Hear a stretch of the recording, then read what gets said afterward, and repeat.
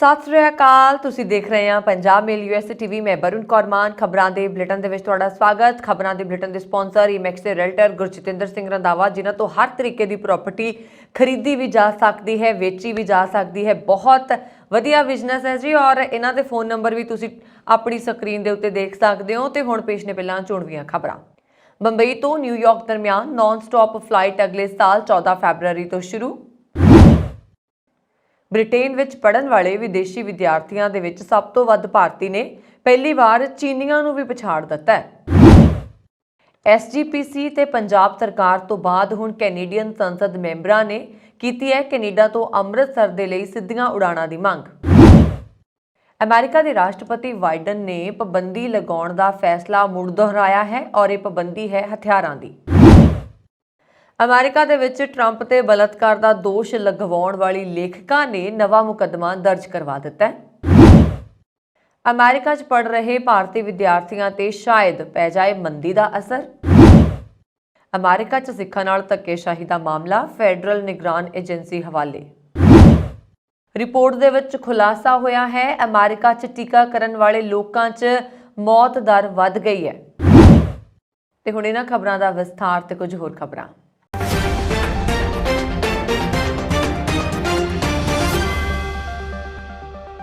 Air India ਵੱਲੋਂ America ਤੇ Europe ਵਾਸਤੇ 6 ਨਾਨ ਸਟਾਪ ਫਲਾਈਟਸ ਸ਼ੁਰੂ ਕਰਨ ਦਾ ਐਲਾਨ ਕੀਤਾ ਗਿਆ।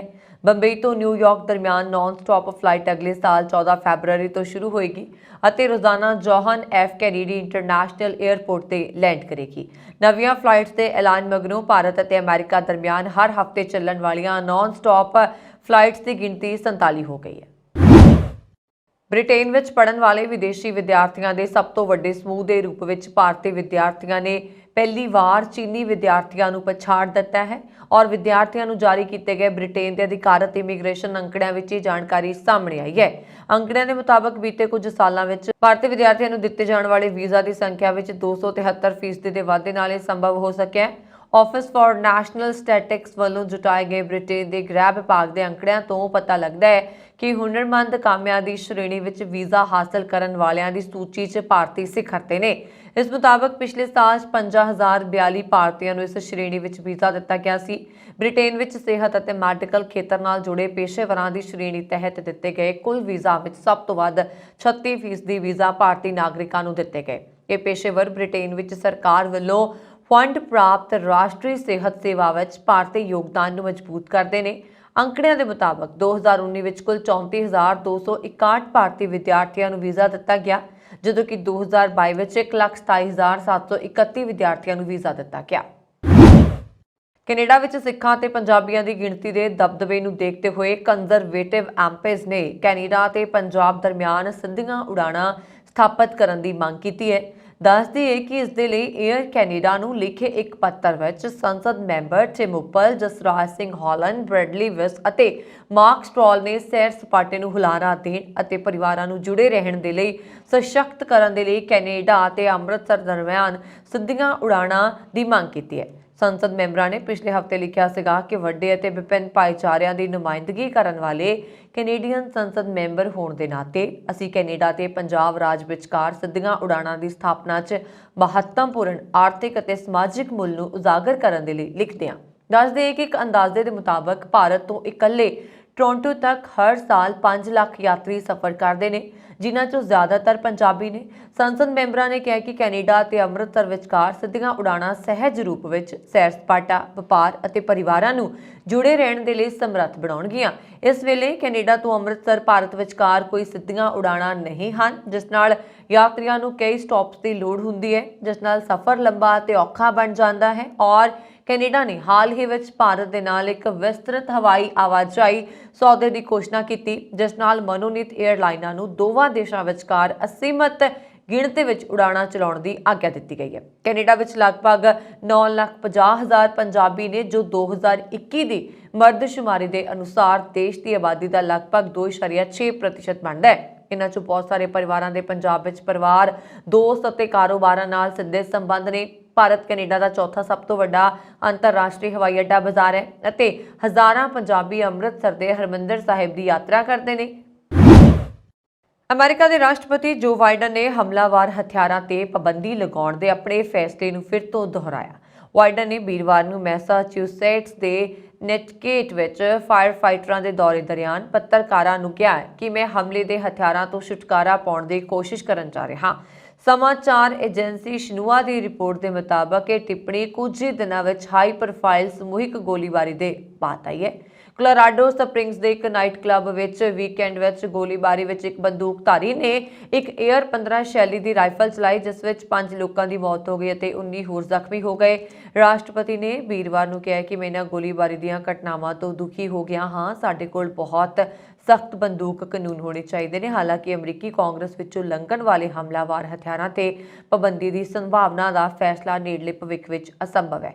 ਰਿਪਬਲਿਕਨ ਅਤੇ ਕਾਰਜਕਾਲ ਦੇ ਪ੍ਰਤੀਨਿਧ ਸਭਾ ਦਾ ਕੰਟਰੋਲ ਸੰਭਾਲ ਲੈਣਗੇ ਤੇ ਸੰਭਾਵਤ ਤੌਰ ਤੇ ਬੰਦੂਕ ਦੇ ਅਧਿਕਾਰਾਂ ਨੂੰ ਰੋਕਣ ਦੇ ਲਈ ਕਾਨੂੰਨ ਦਾ ਵਿਰੋਧ ਕਰਨਗੇ। ਗਨ ਵਾਇਲੈਂਸ ਆਰਕਾਈਵ ਦੇ ਅਨੁਸਾਰ ਅਮਰੀਕਾ ਵਿੱਚ ਇਸ ਸਾਲ ਹੁਣ ਤੱਕ 600 ਤੋਂ ਵੱਧ ਸਮੂਹਿਕ ਗੋਲੀਬਾਰੀ ਹੋਈ ਹੈ। ਪਿਛਲੇ ਸਾਲ ਦੇਸ਼ ਵਿੱਚ 690 ਸਮੂਹਿਕ ਗੋਲੀਬਾਰੀ ਦੀ ਹੈਰਾਨੀਜਨਕ ਸੰਖਿਆ ਦੇਖੀ ਗਈ ਹੈ, ਜੋ ਕਿ 2020 ਵਿੱਚ 610 ਅਤੇ 2019 ਵਿੱਚ 417 ਸੀ। ਅਮਰੀਕਾ ਦੇ ਸਾਬਕਾ ਰਾਸ਼ਟਰਪਤੀ ਡੋਨਾਲਡ ਟਰੰਪ ਉੱਤੇ 1990 ਵਿੱਚ ਬਲਾਤਕਾਰ ਦਾ ਦੋਸ਼ ਲਗਾਉਣ ਵਾਲੀ ਇੱਕ ਲੇਖਿਕਾ ਨੇ ਵੀਰਵਾਰ ਨੂੰ ਉਨ੍ਹਾਂ ਦੇ ਖਿਲਾਫ ਨਵਾਂ ਮੁਕੱਦਮਾ ਦਾਇਰ ਕਰ ਦਿੱਤਾ ਹੈ। ਰਾਜ ਵਿੱਚ ਲਾਗੂ ਹੋਏ ਨਵੇਂ ਕਾਨੂੰਨ ਤਹਿਤ ਜਿਨਸੀ ਹਿੰਸਾ ਪੀੜਤਾਂ ਨੂੰ ਦਹਾਕਿਆਂ ਪਹਿਲਾਂ ਹੋਏ ਅਪਰਾਧਾਂ ਦੇ ਵਿਰੁੱਧ ਵੀ ਕੇਸ ਦਰਜ ਕਰਵਾਉਣ ਦੀ ਆਗਿਆ ਦਿੱਤੀ ਗਈ ਹੈ। ਇਸ ਕਾਨੂੰਨ ਦੇ ਲਾਗੂ ਹੋਣ ਤੋਂ ਕੁਝ ਮਿੰਟ ਬਾਅਦ ਲੇਖਕ ਜੀਨ ਕੈਰੋਲ ਨੇ ਮੁਕੱਦਮਾ ਦਾਇਰ ਕੀਤਾ ਹੈ ਔਰ ਕੈਰੋਲ ਦੇ ਵਕੀਲ ਨੇ ਅਡਲਟ ਸਰਵਾਈਵਰਜ਼ ਐਕਟ ਦੇ ਤਹਿਤ ਜਿਨਸੀ ਸ਼ੋਸ਼ਣ ਦਾ ਮੁਕੱਦਮਾ ਦਾਇਰ ਕਰਨ ਸੰਬੰਧੀ ਮਿਆਦ ਨੂੰ ਹਟਾਏ ਜਾਣ ਦਰਮਿਆਨ ਇਲੈਕਟ੍ਰੋਨਿਕ ਤਰੀਕੇ ਨਾਲ ਕਾਨੂੰਨੀ ਦਸਤਾਵੇਜ਼ ਦਾਇਰ ਕੀਤੇ। ਕੈਰੋਲ ਨੇ ਉਹਨਾਂ ਨੂੰ ਹੋਏ ਦਰਦ ਅਤੇ ਤਕਲੀਫ, ਮਾਨਸਿਕ ਸੱਟ, ਇੱਜ਼ਤ ਅਤੇ ਵਕਾਰ ਨੂੰ ਹੋਏ ਨੁਕਸਾਨ ਦੇ ਲਈ ਮੁਆਵਜ਼ਾ ਦੇਣ ਅਤੇ ਦੋਸ਼ੀ ਲਈ ਸਜ਼ਾ ਦੀ ਮੰਗ ਕੀਤੀ ਹੈ। ਐਲਏ ਮੈਗਜ਼ੀਨ ਦੇ ਲਈ ਲੰਬੇ ਸਮੇਂ ਤੋਂ ਕਾਲਮ ਲਿਖਣ ਵਾਲੀ ਕੈਰੋਲ ਨੇ ਪਹਿਲੀ ਵਾਰ 2019 ਵਿੱਚ ਪ੍ਰਕਾਸ਼ਿਤ ਇੱਕ ਕਿਤਾਬ ਵਿੱਚ ਟਰੰਪ ਤੇ ਦੋਸ਼ ਲਗਾਇਆ ਸੀਗਾ ਕਿ ਟਰੰਪ ਨੇ 1995 ਦੇ ਅਖੀਰ ਵਿੱਚ ਜਾਂ 1996 ਦੇ ਸ਼ੁਰੂ ਵਿੱਚ ਮੈਨਹਟਨ 'ਚ ਇੱਕ ਲਗਜ਼ਰੀ ਡਿਪਾਰਟਮੈਂਟ ਸਟੋਰ ਦੇ ਡਰੈਸਿੰਗ ਰੂਮ ਵਿੱਚ ਉਸ ਨਾਲ ਬਲਾਤਕਾਰ ਕੀਤਾ। ਟਰੰਪ ਨੇ ਇਹਨਾਂ ਦੋਸ਼ਾਂ ਦਾ ਜਵਾਬ ਦਿੰਦੇ ਹੋਏ ਕਿਹਾ ਕਿ ਅਜਿਹਾ ਕਦੇ ਨਹੀਂ ਹੋ ਸਕਦਾ ਕਿਉਂਕਿ ਕੈਰੋਲ ਮੇਰੀ ਕਿਸਮ ਦੀ ਨਹੀਂ ਹੈ। ਇਸ ਤੋਂ ਬਾਅਦ ਕੈਰੋਲ ਨੇ ਟਰੰਪ ਦੇ ਖਿਲਾਫ ਮਾਨਹਾਨੀ ਦਾ ਕੇਸ ਵੀ ਦਾਇਰ ਕੀਤਾ। ਇਸ ਤੋਂ ਪਹਿਲਾਂ ਕਾਨੂੰਨ ਦੇ ਤਹਿਤ ਕੈਰੋਲ ਨੂੰ ਕਥਿਤ ਘਟਨਾ ਨੂੰ ਹੋਏ ਕਈ ਸਾਲ ਬੀਤ ਜਾਣ ਕਾਰਨ ਟਰੰਪ ਵਿਰੁੱਧ ਬਲਾਤਕਾਰ ਦਾ ਮੁਕੱਦਮਾ ਦਰਜ ਕਰਨ ਤੋਂ ਰੋਕ ਦਿੱਤਾ ਗਿਆ ਸੀ। ਅਮਰੀਕੀ ਅਰਥ ਵਿਵਸਥਾ 'ਚ ਮੰਦੀ ਦੇ ਸੰਕੇਤ ਨਜ਼ਰ ਆਉਣ ਲੱਗੇ ਨੇ। ਅਜਿਹੇ 'ਚ ਵਿਦੇਸ਼ਾਂ 'ਚ ਪੜ ਰਹੇ ਵਿਦਿਆਰਥੀਆਂ ਦੇ ਸਾਹਮਣੇ ਅਨਿਸ਼ਚਿਤਤਾ ਦਾ ਮਾਹੌਲ ਬਣਿਆ ਹੋਇਆ ਹੈ। ਮਹੱਤਵਪੂਰਨ ਗੱਲ ਇਹ ਹੈ ਕਿ ਜੇਕਰ ਅਮਰੀਕਾ ਵਿੱਚ ਆਰਥਿਕ ਮੰਦੀ ਹੁੰਦੀ ਹੈ ਤਾਂ ਰਹਿਣ ਸਹਿਣ ਅਤੇ ਖਾਣ ਪੀਣ ਦੀਆਂ ਕੀਮਤਾਂ, ਟਿਊਸ਼ਨ ਫੀਸਾਂ ਅਤੇ ਹੋਰ ਵਿੱਚ ਵਾਧਾ ਹੋਏਗਾ। ਅਮਰੀਕਾ ਪਹਿਲਾਂ ਹੀ ਪੜ੍ਹਾਈ ਲਈ ਸਭ ਤੋਂ ਮਹਿੰਗੀਆਂ ਥਾਵਾਂ 'ਚੋਂ ਇੱਕ ਹੈ। ਅਜਿਹੇ ਹਾਲਾਤਾਂ ਵਿੱਚ ਵਿਦਿਆਰਥੀਆਂ ਨੂੰ ਟਿਊਸ਼ਨ ਫੀਸਾਂ ਅਤੇ ਰਹਿਣ ਸਹਿਣ ਦੇ ਲਾਗਤ ਵਿੱਚ ਵਾਧੇ ਕਾਰਨ ਮੁਸ਼ਕਲਾਂ ਦਾ ਸਾਹਮਣਾ ਕਰਨਾ ਪੈ ਸਕਦਾ ਹੈ। ਇੱਕ ਮੀਡੀਆ ਰਿਪੋਰਟ ਵਿੱਚ ਵਿਦੇਸ਼ 'ਚ ਪੜ ਰਹੇ ਵਿਦਿਆਰਥੀਆਂ ਦੀ ਮਦਦ ਕਰਨ ਵਾਲੀ ਇੱਕ ਕੰਪਨੀ ਦੇ CEO ਦੇ ਹਵਾਲੇ ਨਾਲ ਲਿਖਿਆ ਗਿਆ ਹੈ ਕਿ ਅਮਰੀਕਾ 'ਚ ਮੰਦੀ ਕਾਰਨ ਕੰਪਨੀਆਂ 'ਚ ਵੱਡੇ ਪੱਧਰ ਤੇ ਸ਼ਾਂਤੀ ਹੋਏਗੀ। ਉੱਥੇ ਨਵੀਆਂ ਨੌਕਰੀਆਂ ਮਿਲਣ ਦੀ ਸੰਭਾਵਨਾ ਘਟ ਜਾਏਗੀ। ਅਜਿਹੇ 'ਚ ਇੰਨੇ ਪੈਸੇ ਖਰਚ ਕੇ ਅਮਰੀਕਾ ਜਾਣ ਅਤੇ ਪੜ੍ਹਾਈ ਕਰਨ ਦਾ ਮਕਸਦ ਸਫਲ ਨਹੀਂ ਹੋਏਗਾ। ਦੂਜੇ ਪਾਸੇ ਯੂਨੀਵਰਸਿਟੀਜ਼ ਵਿੱਚ ਦਾਖਲੇ 'ਚ ਮਦਦ ਕਰਨ ਵਾਲੀ ਇੱਕ ਕੰਪਨੀ ਦੇ CEO ਦਾ ਹਵਾਲਾ ਦਿੰਦੇ ਹੋਏ ਦੱਸਿਆ ਗਿਆ ਹੈ ਕਿ ਮੌਜੂਦਾ ਸਮੇਂ 'ਚ ਮੰਦੀ ਦਾ ਕੋਈ ਅਸਰ ਨਜ਼ਰ ਨਹੀਂ ਆ ਰਿਹਾ। ਹਾਲਾਂਕਿ ਵਿਦਿਆਰਥੀਆਂ ਵਿੱਚ ਚਿੰਤਾ ਜ਼ਰੂਰੀ ਹੈ ਔਰ ਕੁਝ ਵਿਦਿਆਰਥੀਆਂ ਨੇ ਪਹਿਲਾਂ ਹੀ ਆਪਣੇ H1B ਵੀਜ਼ਾ ਰੱਖਣ ਦੇ ਲਈ ਨੌਕਰੀਆਂ ਦੀ ਭਾਲ ਸ਼ੁਰੂ ਕਰ ਦਿੱਤੀ ਹੈ। ਅਮਰੀਕਾ ਵਿੱਚ ਨਜਾਇਜ਼ ਤਰੀਕੇ ਨਾਲ ਦਾਖਲ ਹੋ ਰਹੇ ਸਿੱਖਾਂ ਦੀਆਂ ਪੱਗਾਂ ਅਤੇ ਹੋਰ ਧਾਰਮਿਕ ਚਿੰਨ੍ਹ ਜ਼ਬਤ ਕਰਨ ਦਾ ਸਿਲਸਿਲਾ ਰੁਕਣ ਦਾ ਨਾਮ ਨਹੀਂ ਲੈ ਰਿਹਾ ਅਤੇ ਇਹ ਗੱਲ ਵੀ ਸਾਹਮਣੇ ਆਈ ਹੈ ਕਿ ਸਿੱਖ ਨੌਜਵਾਨਾਂ ਦੀਆਂ ਪੱਗਾਂ ਖੋਹ ਕੇ ਕੂੜੇ ਵਿੱਚ ਵੀ ਸੁੱਟੀਆਂ ਗਈਆਂ ਨੇ। ਹਾਲਾਤ ਦੀ ਗੰਭੀਰਤਾ ਨੂੰ ਵੇਖਦਿਆਂ ਪੜਤਾਲ ਦੀ ਜ਼ਿੰਮੇਵਾਰੀ ਫੈਡਰਲ ਨਿਗਰਾਨੀ ਏਜੰਸੀ ਨੂੰ ਸੌਂਪ ਦਿੱਤੀ ਗਈ ਹੈ। ਵਾਸ਼ਿੰਗਟਨ ਪੋਸਟ ਦੇ ਇੱਕ ਵਿਸ਼ਲੇਸ਼ਣ ਵਿੱਚ ਇੱਕ ਹੈਰਾਨ ਕਰ ਦੇਣ ਵਾਲੇ ਖੁਲਾਸੇ 'ਚ ਪਾਇਆ ਗਿਆ ਹੈ ਕਿ ਹੁਣ ਵਧੇਰੇ ਟੀਕਾਕਰਨ ਵਾਲੇ ਲੋਕ ਕੋਵਿਡ ਨਾਲ ਮਰ ਰਹੇ ਨੇ। ਅਮਰੀਕਾ ਵਿੱਚ ਅਗਸਤ ਵਿੱਚ ਕਰੋਨਾ ਵਾਇਰਸ ਨਾਲ ਹੋਈਆਂ ਮੌਤਾਂ 'ਚੋਂ 58% ਉਹ ਲੋਕ ਸਨ ਜਿਨ੍ਹਾਂ ਨੂੰ ਟੀਕਾ ਲਗਾਇਆ ਗਿਆ ਸੀ।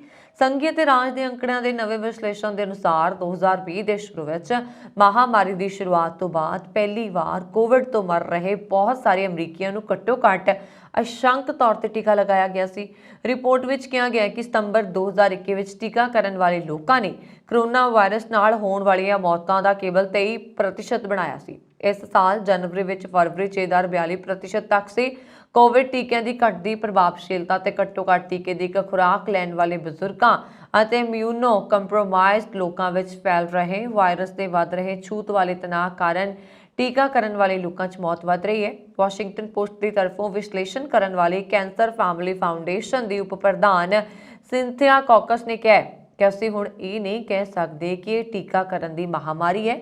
ਆਊਟਗੋਇੰਗ ਵਾਈਟ ਹਾਊਸ ਦੇ ਮੁੱਖ ਮੈਡੀਕਲ ਸਲਾਹਕਾਰ ਐਂਥਨੀ ਫੌਸੀ ਨੇ ਗੰਭੀਰ ਬਿਮਾਰੀਆਂ ਅਤੇ ਮੌਤਾਂ ਨੂੰ ਰੋਕਣ ਦੇ ਲਈ ਪ੍ਰਵਾਨਿਤ ਕੋਵਿਡ ਟੀਕਿਆਂ ਦੀ ਸੁਰੱਖਿਆ ਤੇ ਪ੍ਰਭਾਵਸ਼ੀਲਤਾ ਤੇ ਜ਼ੋਰ ਦਿੱਤਾ ਹੈ ਅਤੇ ਲੋਕਾਂ ਨੂੰ ਜਲਦੀ ਤੋਂ ਜਲਦੀ ਟੀਕਾਕਰਨ ਦੇ ਲਈ ਉਤਸ਼ਾਹਿਤ ਕੀਤਾ ਹੈ।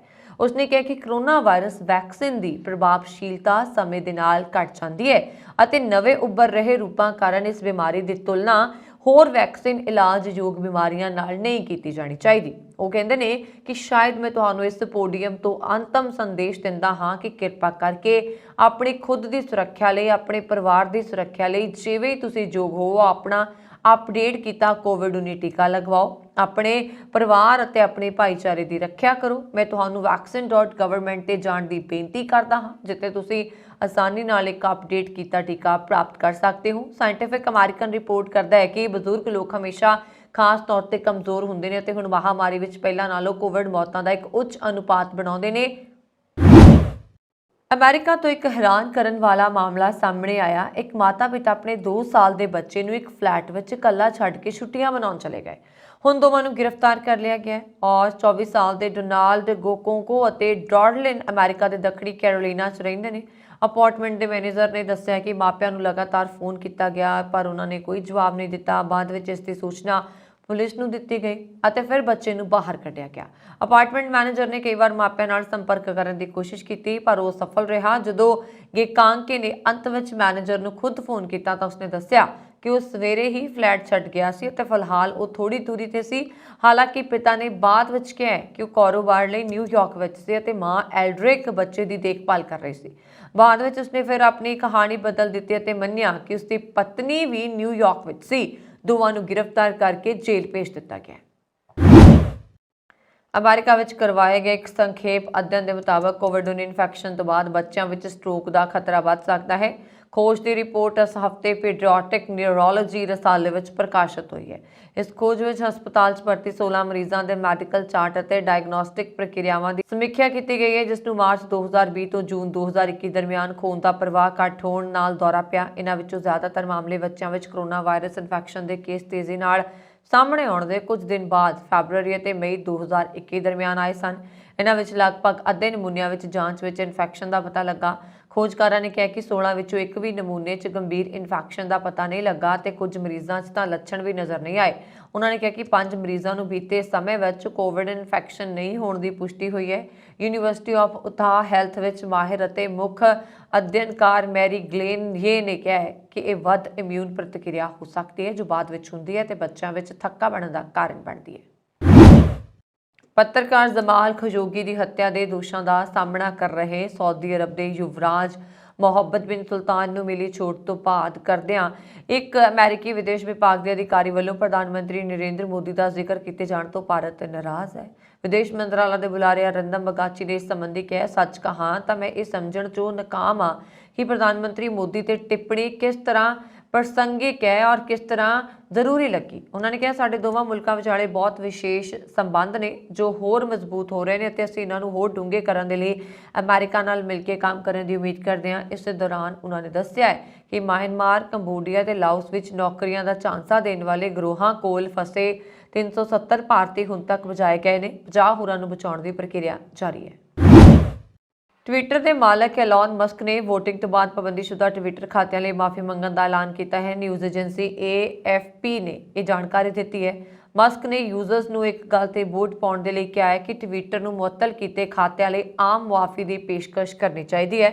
उन्होंने डोनाल्ड ट्रंप के मामले नूं संभालण दे लई यह तरीका अपनाया। जिक्रयोग है कि एलॉन मस्क ने 23 नवंबर नूं एक पोल ट्वीट किया सी जिस विच उन्होंने पूछा सीगा कि ट्विटर नूं मुअत्तल कीते खात्यां लई आम मुआफ़ी की पेशकश करनी चाहिए है बशर्ते उन्होंने कानून की उलंघना ना की होवे जां गंभीर स्पैम विच शामिल ना होण। इस पोल विच लोकां ने सरगर्मी नाल हिस्सा लिया।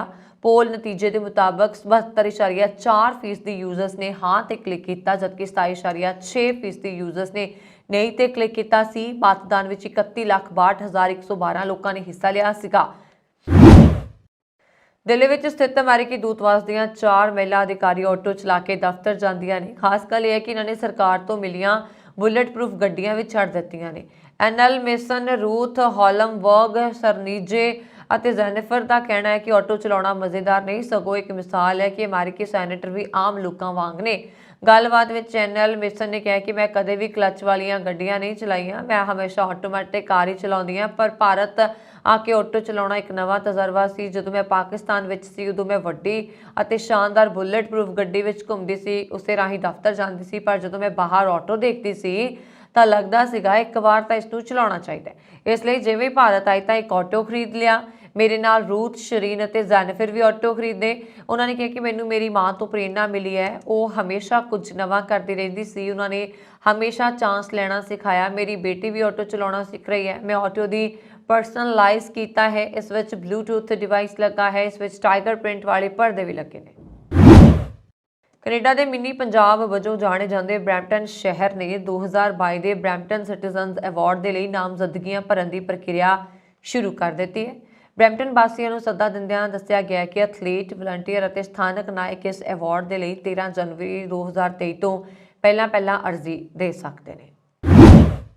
ਟਵਿੱਟਰ ਦੇ ਮਾਲਕ ਬਣਨ ਤੋਂ ਬਾਅਦ Allen Musk micro blogging site ਵਿੱਚ ਲਗਾਤਾਰ ਬਦਲਾਅ ਕਰ ਰਹੇ ਨੇ ਔਰ ਟਵਿੱਟਰ ਦੀਆਂ ਖਬਰਾਂ ਲਗਾਤਾਰ ਸੁਰਖੀਆਂ ਬਣੀਆਂ ਹੋਈਆਂ ਨੇ। ਪੋਲ ਰਾਹੀਂ ਉਹ ਪਰਮਾਨੈਂਟ ਬੈਨ ਅਕਾਊਂਟ ਤੋਂ ਬੈਨ ਵੀ ਹਟਾ ਰਹੇ ਨੇ। ਇਸ ਤੋਂ ਇਲਾਵਾ ਕਈ ਨਵੇਂ ਫੀਚਰਸ ਤੇ ਕੰਮ ਕਰ ਰਹੇ ਨੇ। ਮਾਲਕ ਬਣਨ ਤੋਂ ਬਾਅਦ ਐਲਨ ਮਸਕ ਹਜ਼ਾਰਾਂ ਲੋਕਾਂ ਦੀ ਨੌਕਰੀ ਖਤਮ ਕਰ ਚੁੱਕੇ ਨੇ ਤੇ ਕਈ ਰਿਪੋਰਟਾਂ 'ਚ ਦਾਅਵਾ ਕੀਤਾ ਜਾ ਰਿਹਾ ਹੈ ਕਿ ਫਿਲਹਾਲ ਟਵਿੱਟਰ ਵਿੱਚ ਕੇਵਲ 50 ਕਾਮੇ ਕਰ ਰਹੇ ਨੇ, ਜਿਨ੍ਹਾਂ ਦੀ ਗਿਣਤੀ ਪਹਿਲਾਂ 7500 ਸੀ। ਦਰਅਸਲ ਇਹ ਜੇਲ੍ਹ ਅਸਲ ਜੇਲ੍ਹ ਨਹੀਂ ਹੈ, ਸਗੋਂ ਇੱਕ ਵਰਚੁਅਲ ਜੇਲ੍ਹ ਹੋਏਗੀ। ਪਾਲਿਸੀ ਉਲੰਘਣਾ ਹੋਣ ਤੇ ਯੂਜ਼ਰਸ ਨੂੰ ਇਸੇ ਵਰਚੁਅਲ ਜੇਲ੍ਹ 'ਚ ਕੈਦ ਕੀਤਾ ਜਾਏਗਾ। ਹਾਲਾਂਕਿ ਇਹ ਫੀਚਰ ਅਜੇ ਨਹੀਂ ਆਇਆ। ਇੱਕ ਯੂਜ਼ਰਸ ਦੇ ਸੁਝਾਅ ਤੇ ਐਲਨ ਮਸਕ ਨੇ ਹਾਮੀ ਭਰੀ ਹੈ।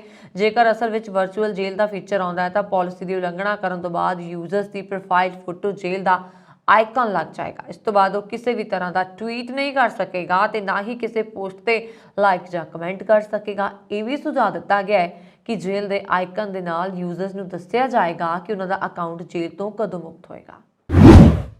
ontario ਵਿੱਚ ਸੜਕ ਹਾਦਸੇ ਦੌਰਾਨ ਮਾਰੇ ਗਏ 4 ਲੋਕਾਂ ਦੀ ਪੁਲਿਸ ਨੇ ਪਛਾਣ ਜਨਤਕ ਕਰਦਿਆਂ ਦੱਸਿਆ ਕਿ ਇਹਨਾਂ ਵਿੱਚੋਂ 3 ਲੋਕਾਂ ਨੂੰ ਇੱਕ ਹੀ ਪਰਿਵਾਰ ਦੇ ਮੈਂਬਰ ਸਨ, ਜਿਨ੍ਹਾਂ ਵਿੱਚ ਇੱਕ ਜੋੜਾ ਪਤੀ ਪਤਨੀ ਤੇ ਉਹਨਾਂ ਦਾ ਪੁੱਤਰ ਸ਼ਾਮਲ ਹੈ, ਜਦਕਿ ਚੌਥਾ ਮ੍ਰਿਤਕ ਪਿਕਅਪ ਟਰੱਕ ਦਾ ਡਰਾਈਵਰ ਸੀ। ਰੂਸ ਨੇ ਕਿਹਾ ਹੈ ਕਿ ਉਸ ਨੂੰ ਯੂਕਰੇਨ ਯੁੱਧ ਵਿੱਚ ਜਿੱਤ ਨੂੰ ਲੈ ਕੇ ਕੋਈ ਸ਼ੱਕ ਨਹੀਂ ਹੈ। ਉਸ ਦਾ ਮੰਨਣਾ ਹੈ ਕਿ ਇਸ ਵਿੱਚ ਜਿੱਤ ਉਸ ਦੀ ਹੀ ਹੋਣੀ ਹੈ। ਕ੍ਰੈਮਲਿਨ ਦੇ ਬੁਲਾਰੇ ਦਮਿਤਰੀ ਨੇ ਬਿਆਨ ਯੂਕਰੇਨ 'ਚ ਊਰਜਾ ਸੰਸਥਾਵਾਂ ਤੇ ਹਮਲੇ ਤੋਂ ਬਾਅਦ ਦਿੱਤਾ ਹੈ। ਕ੍ਰੈਮਲਿਨ ਦੇ ਬੁਲਾਰੇ ਨੇ ਕਿਹਾ ਕਿ ਇੱਕ ਦਿਨ ਉਹ ਯੂਕਰੇਨ ਵਿੱਚ ਚੱਲ ਰਹੇ ਵਿਸ਼ੇਸ਼ ਆਪਰੇਸ਼ਨ 'ਚ ਜਿੱਤ ਪ੍ਰਾਪਤ ਕਰਨਗੇ। ਜ਼ਿਕਰਯੋਗ ਹੈ ਕਿ ਨਹੀਂ ਦਿਨੀ ਰੂਸ ਦੇ ਰਾਸ਼ਟਰਪਤੀ ਵਲਾਦੀਮੀਰ ਪੁਤਿਨ ਆਰਮੇਨੀਆ ਦੇ ਦੌਰੇ ਤੇ ਨੇ। ਬੁਲਾਰੇ ਪੈਸਕੋਵ ਵੀ ਉਹਨਾਂ ਦੇ ਨਾਲ ਮੌਜੂਦ ਨੇ। ਰੂਸੀ ਬੁਲਾਰੇ ਨੇ ਇਹ ਨਹੀਂ ਦੱਸਿਆ ਕਿ ਆਰਮੇਨੀਆ ਦੀ ਰਾਜਧਾਨੀ ਜ਼ੈਰੇਵਨ ਵਿੱਚ ਹੋਈ ਪ੍ਰੈਸ ਕਾਨਫਰੰਸ ਦੌਰਾਨ ਰੂਸ ਦੀ ਭਵਿੱਖ ਰਣਨੀਤੀ ਕੀ ਹੈ ਔਰ ਪੈਸਕੋਵ ਨੇ ਇਸ ਸੰਬੰਧ ਵਿੱਚ ਪੁੱਛੇ ਗਏ ਸਵਾਲ ਨੂੰ ਟਾਲ ਦਿੱਤਾ। ਉਹਨਾਂ ਨੇ ਪ੍ਰੈਸ ਕਾਨਫਰੰਸ ਵਿੱਚ ਕਿਹਾ ਕਿ ਯੂਕਰੇਨ ਦੇ ਰਾਸ਼ਟਰਪਤੀ ਵਲਾਦੀਮੀਰ ਜ਼ੈਲੈਂਸਕੀ ਨੇ ਬੁੱਧਵਾਰ ਨੂੰ ਸੰਯੁਕਤ ਰਾਸ਼ਟਰ ਸੁਰੱਖਿਆ ਪਰਿਸ਼ਦ ਦੀ ਹੰਗਾਮੀ ਬੈਠਕ ਨੂੰ ਸੰਬੋਧਿਤ ਕੀਤਾ। ਇਹ ਸੰਬੋਧਨ ਯੂਰਪੀ ਸੰਸਦ ਦੇ ਉਸ ਬਿਆਨ ਤੋਂ ਬਾਅਦ ਹੋਇਆ ਜਿਸ ਵਿੱਚ ਉਸਨੇ ਯੂਕਰੇਨ ਤੇ ਰੂਸੀ ਹਮਲਿਆਂ ਨੂੰ ਮਾਸਕੋ ਵੱਲੋਂ ਥੋਪਿਆ ਅੱਤਵਾਦ ਦੱਸਿਆ ਸੀ।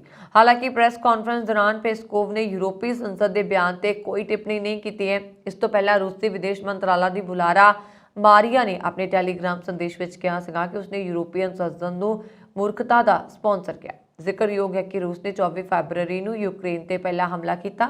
ਉਦੋਂ ਤੋਂ ਲੈ ਕੇ ਹੁਣ ਤੱਕ ਇਸ ਜੰਗ ਵਿੱਚ ਯੂਕਰੇਨ ਨੂੰ ਜਾਨ ਮਾਲ ਦਾ ਜ਼ਬਰਦਸਤ ਨੁਕਸਾਨ ਹੋਇਆ ਹੈ ਔਰ ਯੂਕਰੇਨ ਦੇ ਰਾਸ਼ਟਰਪਤੀ ਵਲਾਦੀਮੀਰ ਜ਼ੈਲੈਂਸਕੀ ਦਾ ਦਾਅਵਾ ਹੈ ਕਿ ਰੂਸ ਨੇ ਇਸ ਯੁੱਧ ਦੇ 9 ਮਹੀਨਿਆਂ 'ਚ ਯੂਕਰੇਨ ਉੱਤੇ 4800 ਤੋਂ ਵੱਧ ਮਿਜ਼ਾਈਲਾਂ ਦਾਗੀਆਂ ਨੇ। ਹਾਲ ਹੀ ਵਿੱਚ ਰੂਸ ਨੂੰ ਯੂਕਰੇਨ ਦੇ ਖੈਰਸਨ ਸ਼ਹਿਰ ਤੋਂ ਪਿੱਛੇ ਹਟਣਾ ਪਿਆ, ਜਿਸ ਨੂੰ ਯੂਕਰੇਨ ਨੇ ਆਪਣੀ ਵੱਡੀ ਜਿੱਤ ਦੱਸਿਆ। ਯੂਕਰੇਨ ਦਾ ਕਹਿਣਾ ਹੈ ਕਿ ਅੰਤ ਵਿੱਚ ਇਸ ਜੰਗ 'ਚ ਜਿੱਤ ਉਹਨਾਂ ਦੀ ਹੀ ਹੋਏਗੀ। ਪਾਕਿਸਤਾਨ ਨੂੰ ਆਪਣਾ ਨਵਾਂ ਫੌਜ ਮੁਖੀ ਮਿਲ ਗਿਆ। ਜਨਰਲ ਅਸੀਮ ਮੁਨੀਰ ਪਾਕਿਸਤਾਨ ਦੇ ਨਵੇਂ ਫੌਜ ਮੁਖੀ ਹੋਣਗੇ। ਪ੍ਰਧਾਨ ਮੰਤਰੀ ਸ਼ਹਿਬਾਜ਼ ਸ਼ਰੀਫ ਨੇ ਉਹਨਾਂ ਦਾ ਨਾਂ ਐਲਾਨ ਦਿੱਤਾ ਹੈ। ਪਾਕਿਸਤਾਨ ਦੇ ਨਵੇਂ ਆਰਮੀ ਚੀਫ ਦੀ ਦੌੜ ਵਿੱਚ कई ਵੱਡੇ ਨਾਮ ਸ਼ਾਮਲ ਨੇ, ਜਿਸ ਤੋਂ ਬਾਅਦ ਜਨਰਲ ਮੁਨੀਰ ਨੂੰ ਇਹ ਵੱਡੀ ਜ਼ਿੰਮੇਵਾਰੀ ਸੌਂਪੀ ਗਈ। ਜਨਰਲ ਮੁਨੀਰ ਨੂੰ ਖੂਫੀਆ ਏਜੰਸੀ ISI ਦਾ ਬਦਨਾਮ ਨਾ ਮੰਨਿਆ ਜਾਂਦਾ ਹੈ। ਮੁਨੀਰ ਜਨਰਲ ਬਾਜਵਾ ਦੀ ਥਾਂ ਲੈਣਗੇ। ਜਨਰਲ ਅਸੀਮ ਮੁਨੀਰ ਪਾਕਿਸਤਾਨ ਫੌਜ ਦੇ ਸਭ ਤੋਂ ਸੀਨੀਅਰ ਅਧਿਕਾਰੀ ਨੇ। ਪਾਕਿਸਤਾਨ ਦੇ ਫੌਜ ਮੁਖੀ ਬਾਜਵਾ ਦੀ ਸੇਵਾ ਮੁਕਤੀ ਦੇ ਸਮੇਂ ਲੈਫਟੀਨੈਂਟ ਜਨਰਲ ਅਸੀਮ ਮੁਨੀਰ ਸਭ ਤੋਂ ਸੀਨੀਅਰ ਅਧਿਕਾਰੀ ਨੇ, ਕਿਉਂਕਿ ਨਵੰਬਰ ਤੋਂ ਪਹਿਲਾਂ ਫੌਜ ਦੇ ਦੋਵੇਂ ਵੱਡੇ ਅਹੁਦਿਆਂ ਦੇ ਲਈ ਸਿਫਾਰਸ਼ਾਂ ਭੇਜੀਆਂ ਜਾਣੀਆਂ ਨੇ। ਇਸ ਲਈ ਇਹ ਬਾਜਵਾ ਨੇ ਫੈਸਲਾ ਕਰਨਾ ਸੀਗਾ ਕਿ ਉਹ ਨਾਵਾਂ ਵਿੱਚ ਜਨਰਲ ਮੁਨੀਰ ਦਾ ਨਾਮ ਸ਼ਾਮਲ ਕਰਨਗੇ ਜਾਂ ਨਹੀਂ। ਚੀਨ ਵਿੱਚ ਕੋਰੋਨਾ ਦਾ ਸੰਕਰਮਣ ਫਿਰ ਤੋਂ ਵਧਣਾ ਸ਼ੁਰੂ ਹੋ ਗਿਆ। ਵੀਰਵਾਰ ਨੂੰ 31,454 ਨਵੇਂ ਮਾਮਲੇ ਸਾਹਮਣੇ ਆਏ। ਇਹ ਕੋਰੋਨਾ ਕਾਲ ਵਿੱਚ ਸਭ ਤੋਂ ਵੱਧ ਹੈ। ਇਸ ਤੋਂ ਪਹਿਲਾਂ ਇਸ ਅਪ੍ਰੈਲ ਵਿੱਚ ਸਭ ਤੋਂ ਵੱਧ 28,000 ਮਾਮਲੇ ਸਾਹਮਣੇ ਆਏ ਸੀ। ਨੈਸ਼ਨਲ ਹੈਲਥ ਬਿਊਰੋ ਦੇ ਅੰਕੜਿਆਂ ਦੇ ਅਨੁਸਾਰ ਮਹਾਮਾਰੀ ਦੀ ਸ਼ੁਰੂਆਤ ਤੋਂ ਬਾਅਦ ਤੋਂ ਚੀਨ ਦੇ ਰੋਜ਼ਾਨਾ औसत मामले उच्च पद्धर से पहुंच गए हैं। इस विचाले मामले ਵਧਣ ਦੀ ਆੜ ਵਿੱਚ ਚੀਨੀ ਪ੍ਰਸ਼ਾਸਨ ਨੇ ਜ਼ਿੰਗਜ਼ਾਓ ਅਤੇ ਇਸ ਦੇ ਆਸ-ਪਾਸ ਦੇ 8 ਜ਼ਿਲ੍ਹਿਆਂ ਵਿੱਚ ਲਾਕਡਾਊਨ ਲਗਾ ਕੇ 66 ਲੱਖ ਦੀ ਆਬਾਦੀ ਨੂੰ ਕੈਦ ਕਰ ਦਿੱਤਾ। ਇਸ ਆਦੇਸ਼ ਤੋਂ ਪਹਿਲਾਂ ਇਸ ਖੇਤਰ ਦੀ 2 ਲੱਖ ਦੀ ਆਬਾਦੀ 1.5 ਮਹੀਨੇ ਤੋਂ ਲਾਕਡਾਊਨ ਵਿੱਚ ਹੈ। ਲਾਕਡਾਊਨ ਵਾਲੇ ਖੇਤਰ ਵਿੱਚ ਆਈਫੋਨ ਸਿਟੀ ਵੀ ਸ਼ਾਮਲ ਹੈ, ਜਿੱਥੇ ਇੱਕ ਦਿਨ ਪਹਿਲਾਂ ਆਈਸੋਲੇਸ਼ਨ ਨੀਤੀਆਂ ਤੇ ਕੰਮ ਦੀਆਂ ਮਾੜੀਆਂ ਹਾਲਾਤਾਂ ਨੂੰ ਲੈ ਕੇ ਵਕਾਬਤ ਸ਼ੁਰੂ ਹੋ ਗਈ ਸੀ। ਮੁਲਾਜ਼ਮਾਂ ਨੇ ਇਸ ਦਾ ਰੋਸ ਪ੍ਰਦਰਸ਼ਨ ਕੀਤਾ ਸੀ। ਇਸ ਤੇ ਪੁਲਿਸ ਅਤੇ ਪ੍ਰਦਰਸ਼ਨਕਾਰੀਆਂ ਵਿਚਾਲੇ ਝੜਪ ਹੋਈ ਸੀ। ਐਪਲ ਮੁਲਾਜ਼ਮਾਂ ਤੋਂ ਇਲਾਵਾ ਆਸ-ਪਾਸ ਦੀਆਂ ਹੋਰ ਫੈਕਟਰੀਆਂ 'ਚ ਵੀ ਰੋਸ ਦੀ ਆਵਾਜ਼ ਬੁਲੰਦ ਕੀਤੀ ਗਈ। ਜ਼ਿੰਗਜ਼ਾਓ ਅਧਿਕਾਰੀਆਂ ਨੇ ਵੱਡੇ ਪੱਧਰ ਤੇ ਟੈਸਟਿੰਗ ਦੇ ਆਦੇਸ਼ ਦੇ ਕੇ ਆਈਫੋਨ ਸਿਟੀ ਸਣੇ ਆਲੇ ਦੁਆਲੇ ਦੇ ਸ਼ਹਿਰਾਂ ਵਿੱਚ ਵਿਰੋਧ ਪ੍ਰਦਰਸ਼ਨ ਨੂੰ ਕਾਬੂ ਕਰਨ ਦੀ ਕੋਸ਼ਿਸ਼ ਕੀਤੀ। ਬ੍ਰਿਟੇਨ ਦੇ ਪ੍ਰਧਾਨ ਮੰਤਰੀ ਰਿਸ਼ੀ ਸੁਨਕ ਅਤੇ ਉਹਨਾਂ ਦੀ ਪਤਨੀ ਅਕਸ਼ਤਾ ਮੂਰਤੀ ਬ੍ਰਿਟੇਨ ਵਿੱਚ ਏਸ਼ੀਆਈ ਅਮੀਰਾਂ ਦੀ ਸੂਚੀ 2022 ਵਿੱਚ ਸ਼ਾਮਲ ਹੋ ਗਏ ਨੇ। ਇਸ ਸੂਚੀ ਵਿੱਚ ਹਿੰਦੂਜ਼ਾ ਪਰਿਵਾਰ ਨੂੰ ਸਿਖਰ ਤੇ ਰੱਖਿਆ ਗਿਆ ਹੈ। ਸੁਨਕ ਅਤੇ ਅਕਸ਼ਤਾ ਮੂਰਤੀ 790 ਕਰੋੜ ਪਾਉਂਡ ਦੀ ਅਨੁਮਾਨਿਤ ਸੰਪਤੀ ਦੇ ਨਾਲ ਸੂਚੀ ਵਿੱਚ 17ਵੇਂ ਸਥਾਨ ਤੇ ਨੇ। ਅਕਸ਼ਤਾ ਮੂਰਤੀ ਦੇ ਪਿਤਾ NR ਨਾਰਾਇਣ ਮੂਰਤੀ ਭਾਰਤੀ IT ਕੰਪਨੀ ਇਨਫੋਸਿਸ ਦੇ ਸਹਿ ਸੰਸਥਾਪਕ ਨੇ। ਇਸ ਸਾਲ ਦੀ ਸੂਚੀ ਵਿੱਚ ਸ਼ਾਮਲ ਏਸ਼ੀਆਈ ਅਮੀਰਾਂ ਦੀ ਕੁੱਲ ਜਾਇਦਾਦ 113.2 ਅਰਬ ਪਾਉਂਡ ਹੈ, ਜੋ ਪਿਛਲੇ ਸਾਲ ਦੀ ਤੁਲਨਾ ਵਿੱਚ 13.5 ਅਰਬ ਪਾਉਂਡ ਜ਼ਿਆਦਾ ਹੈ। ਹਿੰਦੂਜ਼ਾ ਪਰਿਵਾਰ ਲਗਾਤਾਰ 8ਵੀਂ ਵਾਰ ਇਸ ਸੂਚੀ ਵਿੱਚ ਸਿਖਰ ਤੇ ਹੈ। ਉਸ ਦੀ ਕੁੱਲ ਜਾਇਦਾਦ 30.5 ਮਿਲੀਅਨ ਪਾਉਂਡ ਹੋਣ ਦਾ ਅਨੁਮਾਨ ਹੈ, ਜੋ ਪਿਛਲੇ ਸਾਲ ਨਾਲੋਂ 3 ਅਰਬ ਪਾਉਂਡ ਜ਼ਿਆਦਾ ਹੈ। ਨਿਊਜ਼ੀਲੈਂਡ ਦੀ ਆਰਥਿਕ ਰਾਜਧਾਨੀ ਕਹੇ ਜਾਂਦੇ ਸ਼ਹਿਰ ਆਕਲੈਂਡ ਵਿੱਚ ਹਰ ਦਿਨ ਲੁੱਟ-ਖੋਹ ਦੀਆਂ ਵਾਰਦਾਤਾਂ ਹੋ ਰਹੀਆਂ ਨੇ ਅਤੇ ਸਥਾਨਕ ਸਰਕਾਰ ਅਤੇ ਪੁਲਿਸ ਪ੍ਰਸ਼ਾਸਨ ਦੇ ਢਿੱਲੇ ਰਵੱਈਏ ਕਾਰਨ ਇਹਨਾਂ ਵਾਰਦਾਤਾਂ ਨੂੰ ਅੰਜਾਮ ਦੇਣ ਵਾਲਿਆਂ ਦੇ ਹੌਸਲੇ ਦਿਨ ਪ੍ਰਤੀ ਦਿਨ ਵਧਦੇ ਜਾ ਰਹੇ ਨੇ, ਜਿਸ ਦੇ ਨਤੀਜੇ ਵਜੋਂ ਭਾਰਤੀ ਨੌਜਵਾਨ ਨੂੰ ਆਪਣੀ ਜ਼ਿੰਦਗੀ ਗਵਾਉਣੀ ਪਈ। ਪ੍ਰਾਪਤ ਜਾਣਕਾਰੀ ਦੇ ਅਨੁਸਾਰ ਸੈਂਟਰਲ ਆਕਲੈਂਡ ਦੇ ਸੈਂਡਰਿੰਗਮ ਖੇਤਰ 'ਚ ਇੱਕ ਡੇਅਰੀ ਸ਼ਾਰ ਤੇ ਕੰਮ ਕਰਦੇ ਭਾਰਤੀ ਨੌਜਵਾਨ ਤੇ ਸ਼ਾਮ ਕਰੀਬ 8 ਵਜੇ ਚਾਕੂ ਨਾਲ ਇੱਕ ਲੁਟੇਰੇ ਵੱਲੋਂ ਨਕਦੀ ਲੁੱਟਣ ਦੀ ਨੀਅਤ ਨਾਲ ਹਮਲਾ ਕੀਤਾ ਗਿਆ ਤੇ ਗੰਭੀਰ ਰੂਪ ਵਿੱਚ ਫੱਟੜ ਕਰਨ ਤੋਂ ਬਾਅਦ ਲੁਟੇਰਾ ਮੌਕੇ ਤੋਂ ਘਟਨਾ ਨੂੰ ਅੰਜਾਮ ਦੇ ਕੇ ਫਰਾਰ ਹੋ ਗਿਆ, ਜਿਸ ਤੋਂ ਬਾਅਦ ਗੰਭੀਰ ਜ਼ਖਮੀ ਨੌਜਵਾਨ ਨੂੰ ਹਸਪਤਾਲ ਪਹੁੰਚਾਇਆ ਗਿਆ, ਜਿੱਥੇ ਉਸ ਦੀ ਮੌਤ ਹੋ ਗਈ। ਉਕਤ ਨੌਜਵਾਨ ਕੁਝ ਸਮਾਂ ਪਹਿਲਾਂ ਹੀ ਭਾਰਤ ਤੋਂ ਵਿਆਹ ਕਰਵਾ ਕੇ ਵਾਪਸ ਆਕਲੈਂਡ ਆਇਆ। ਇਸ ਘਟਨਾ ਵਾਲੀ ਥਾਂ ਤੇ ਜਾ ਕੇ ਸਰਕਾਰ ਪ੍ਰਤੀ ਆਪਣਾ ਰੋਸ ਪ੍ਰਦਰਸ਼ਨ ਵੀ ਕੀਤਾ ਤੇ ਮ੍ਰਿਤਕ ਨੌਜਵਾਨ ਨੂੰ ਆਪਣੀ ਸ਼ਰਧਾ ਦੇ ਫੁੱਲ ਵੀ ਲੋਕਾਂ ਨੇ ਭੇਂਟ ਕੀਤੇ। ਭਾਰਤੀ ਭਾਈਚਾਰੇ ਵਿੱਚ ਇਸ ਘਟਨਾ ਤੋਂ ਬਾਅਦ ਕਾਫੀ ਰੋਸ ਹੈ। ਪੁਲਿਸ ਵੱਲੋਂ ਮ੍ਰਿਤਕ ਨੌਜਵਾਨ ਦੀ ਸ਼ਨਾਖਤ ਜਾਰੀ ਨਹੀਂ ਕੀਤੀ ਗਈ ਤੇ ਲੁਟੇਰੇ ਦੀ ਭਾਲ ਜਾਰੀ ਹੈ। ਇਹ ਸਨ ਹੁਣ ਤੱਕ ਦੀਆਂ ਖਬਰਾਂ। ਮੈਨੂੰ ਵਰੁਣ ਕੌਰ ਮਾਨ ਨੂੰ ਦਿਵਾ ਗਿਆ। ਹੋਰ ਖਬਰਾਂ ਦੇ ਲਈ ਸਾਡਾ YouTube ਚੈਨਲ ਪੰਜਾਬ ਮੇਲ USA TV ਜ਼ਰੂਰ ਸਬਸਕ੍ਰਾਈਬ ਕਰੋ। ਸ਼ੁਕਰੀਆ। ਸਤਿ ਸ਼੍ਰੀ ਅਕਾਲ।